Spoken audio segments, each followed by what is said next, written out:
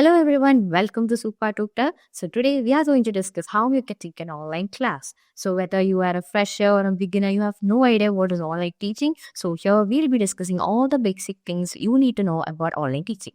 So first of all, let's move to the first slide. So how you can set up an online classroom professionally. So as you all know, you will be needing the essential, that is a device, right? If it is a laptop or a phone, you need to place it in a stand in a correct way. Then you need a stable internet connection. So whether it is a Wi-Fi connection or a mobile data, you need to make sure that it is available.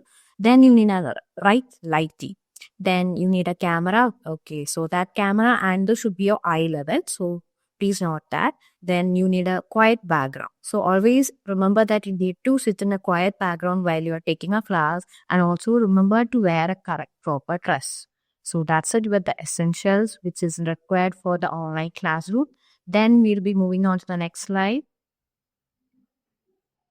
So the next thing is right, always choosing the right tools, right? So when you're choosing the right tools, you will be already familiar with the tools like Google Meet, Zoom, and Microsoft Teams, which are already you'll be familiar with using them as a meeting options. So these options can also be used for the taking classrooms also. So you will be introduced to Meet, Zoom, and Loom after some time. So let's move on. So first of all, we'll be discussing teaching aids. So when a teacher is taking the online class, there are some things which will help her to take the class or her.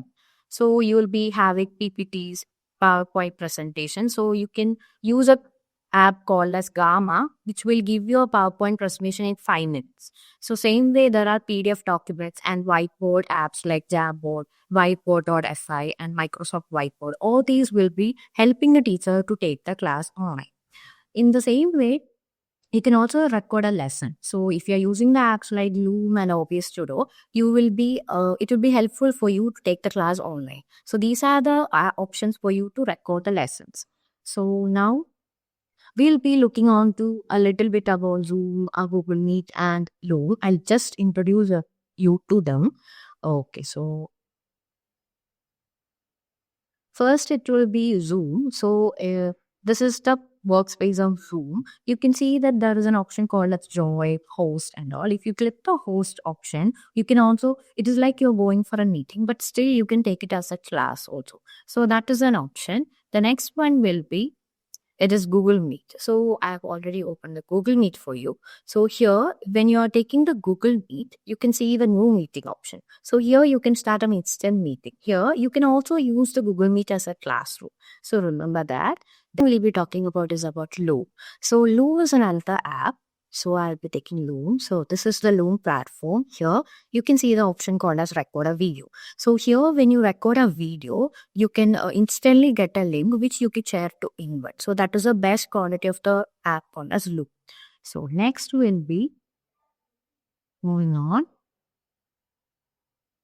So next we are going to discuss your teaching style. So whenever you're taking a class, you need to always make sure your teaching style is perfect, right? If you're going for the communication. So you need to have a clear communication while you're communicating to the audience. So if it is for teachers and the students, right? So even the average students who have no idea what is going on, they should also understand what you're taking. So the content should be clear.